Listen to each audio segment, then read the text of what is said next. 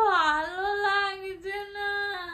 কেউ কামলো আমার হাসি কেন পায়? ঘড়িতে বাজে 11:30 আর কিচেনে আমার মাছকে রান্না বান্নার কিছু আওয়াজ পাচ্ছি না। রান্না করব। সকালবেলা তো একটা ছুটি চাই, মায়েরও কখনো কখনো বোর ফিল করে। তো যাই হোক, আজকে সকালবেলায় ব্রেকফাস্টের জন্য মা কিছু বানায়নি, রোজ মায়ের কিছু না কিছু দেখতে পাও। আজকে এনে দিয়েছে আলুর তরকারি আর আলু না বীজ। হ্যাঁ সত্যি তরকারিটা দেখেই মনে হচ্ছে যে মানে ভীষণ রিচ। আর এই যে কচুরি, কারা কারা খেতে পছন্দ করে? সবাই বাঙালি। এটা আমার ভেতরে আছে ডাল। হ্যাঁ ডাল পুরি এটা, আর এটা প্লেন লুচি। তো এরকম মিক্সড আছে। মা তো প্রত্যেকদিনই রান্না করে, আজকে মায়ের রান্না থেকে মা ব্রেকফাস্ট থেকে ছুটি পেলো, লাঞ্চ থেকে আবার বানাবে যা বানানো। কালকে একটা ব্লগ বানিয়েছি, সেটা আজকে আমি পোস্ট করতে পারবো না, ওটা কয়েকদিন পরে পোস্ট করবো। তো আমি ভাবলাম তোমাদের জন্য আজকে আমি কি শেয়ার করবো। তো আমার ঘরের ভিডিও দেখতে তোমরা পছন্দ করো, ঘরে যা হয় তাই তোমাদের সাথে শেয়ার করি। আজকে আমাদের ব্রেকফাস্ট নেই ঘরে, সেটাও তোমাদের সাথে শেয়ার করছি। অ্যাকচুয়ালি ঘরে মানে মায়ের কিচেনে মা বানায়নি। তো মা সবাইকে বলো সুস্থ থাকতে, ভালো থাকতে। তোমরা সবাই ভালো থাকো, সুস্থ থাকো, আল্লাহর কাছে দোয়া করি আল্লাহ যেন সকলকে ভালো রাখে, সুস্থ রাখে, এটাই দোয়া করি। আমার একটাই চাওয়া, যেন তোমাদের সকলকে ছোট বড় ভালো রাখে আল্লাহ, সুস্থ রাখে, তারপরে আমাদের সকলকে ভালো রাখে। বল কেমন করে দেখলাম। এই আলুর তরকারিটা দারুন, ভীষণ ভালো খেতে, দেখতেও ভালো। আর এটা একেবারে বিষাক্ত দেখতে। চলো গাইস, এখন আমরা গিয়ে খাওয়া দাওয়া করে নিই। চা হলো, মিস্ত্রি কাকুদের তার চাটা দিয়ে দিই।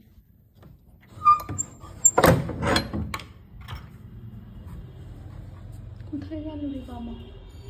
মিস্ত্রি কাকুদের এই নিন। আর কাকা কই? দেওয়া যাবে তো এখান থেকে? দিয়ে দিন।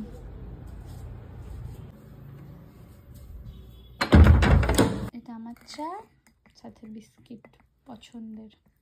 কি রে মুখ ঢাকা দিয়েছিস কেন? হ্যাঁ কি হয়েছে? বিয়ে করবি বলে কান্নাকাটি করছিস নাকি? দিদি আমার ভালো লাগছে না। কেন জানি না। বিষ খাবি?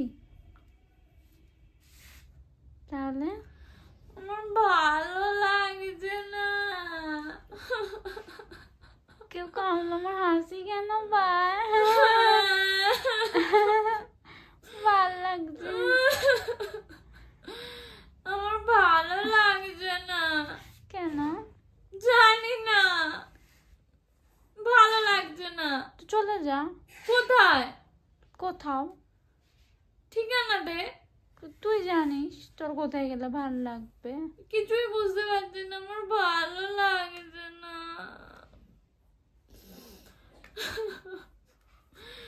কেন তোর পরীক্ষা সামনে, কেন তুই আমার সাথে ঘুরতে বেরোতে পারছিস না? কেন রমজানের অফিস, কেন বাপির কাজ, কেন সবাই মিলে সবসময় ঘুরতে যেতে পারছিস? তুই মাসের শেষে রমজানদার স্যালারিটা বাপিকে, বাপির মান্থলি ইনকামটা দিয়ে দিবে, আমরা সারাক্ষণ তোর সাথেই থাকবো।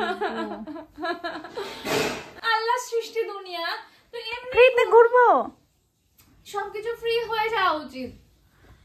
এই ব্যস্ততার জন্য না রমজানকে পাচ্ছি সামনে, না বোনের সাথে একটু গল্প করতে পারছি, ওর পরীক্ষা। ভালো লাগছে না আমার, সত্যি সত্যি বিরক্ত লেগে যাচ্ছে। কেন লাইফে এত চাপ, এত কাজ কেন? বল, তোর কিছু পালাই গোয়া পিছে যাবি? আগে যেমন তুই আর আমি এদিক ওদিক যেতাম না ভিডিও বানাতে, তোর পরীক্ষা হয়ে গেলে যাবো। তো মাঝে মাঝে হয় না, ভীষণ বিরক্ত লাগে, সবকিছু ভালো লাগে না কিচ্ছু। তারপরে সবাই ব্যস্ত আর আমি একা বেকার। এটা সত্যি কথা। ঠিক আছে, আমি ফোনটা দে তো। ঠিক আছে, আমি গল্প করার জন্য কষ্ট পাচ্ছে, ও আমার ফোন চাইছে, ফোন ঘাটবে। লোকজনের পেছনে কাঠি মারি, আমাকে শেখাতো কি করে মারতে হয়। না আমরা সবাই জানি আমাদের কেউ আঘাত করলে কিভাবে সেখান থেকে বেরিয়ে আসতে হয়, বা তাকে রিটার্নে কি দিতে হয়, তাই না? রিটার্ন দেওয়ার মতো আমরা কেউ নই, যা রিটার্ন দেবে আল্লাহ দেবে। আমরা ইগনোর করে বেরিয়ে আসবো, ওটাই তার, সে আমাদেরকে হারিয়ে ফেলবে, এটাই তার জীবনে সবচেয়ে বড়। ক্ষেত থেকে যাবে। চলে আসলাম গাইজ উপরে চার্জার নিয়ে। আর এই যে এখন তো বোনের পরীক্ষা সামনে, বই খাতাগুলো আর ওর ঘরে নিয়ে যাচ্ছে না, এখানে রাখছে। আলমারিতে তো হাজারো জামা, কিন্তু পরি প্রত্যেকদিন একই জামা, হাতের কাছে যেটা পাই সেটাই পরি। তো এখন আমি উপরে এলাম, এইবারে স্নান করব, করে নামাজ পড়বো, পরে আবার নিচে যাব খেতে। বাবা গেছে ও বাড়ি, তোমাদের সাথে আর শেয়ার করা হয়নি জানো, সেটা এত ব্যস্ত ছিলাম, সেই জন্য মায়ের সাথে নিচে ঘুমাচ্ছি। উপরে আসার কোনো দরকার নেই, বোনও একটা বই নিয়ে শুধু নিচে গেছে, যে আবার 12-র উপরে আসবে। আসলে মা একা থাকবে তো, সবসময় বাপ্পি ও বাড়ি গেলে আমরা নিচেই থাকি মায়ের সাথে, বিশেষ করে আমি তো থাকি। তো যাই হোক, চলো এখন আমি আগে জামা খুঁজি, সব থেকে বড় কাজ যেটা, ও খুঁজতে লাগবে না, হাতের কাছে যেটা পড়বো সেটাই পাবো, সেটাই তো পড়বো। তারপরে স্নান করবো, তারপরে নামাজ পড়বো। আর সত্যি কথা বলতে কি, কারোর থেকে কিচ্ছু চেয়ে কিচ্ছু হবে না। আল্লাহর কাছে যদি আমরা মন থেকে অন্তর থেকে কিছু চাই, আল্লাহ আমাদের সেটা দেবেই। হ্যাঁ, যদি সেটা আমাদের জন্য বেস্ট হয় তবেই। নামাজ পড়া হয়ে গেছে, এবারে যাব নিচে। বসেছি গাইস লাঞ্চ করতে। মা আজকে করেছে তো পাবদার ঝোল, এই যে পাবদা, তারপর ওল ভর্তা, বড়ি, বোন, মা, আমি। গাইজ আমরা শুধু খাইনি, ওই দেখো আমাদের সাথে মানাদের চিনিও খাচ্ছে, বোন দিয়ে এলো সব মাছগুলো নিয়ে, আর দেখো খাচ্ছে কি সুন্দর। হ্যালো, আবার দেখছে দেখো।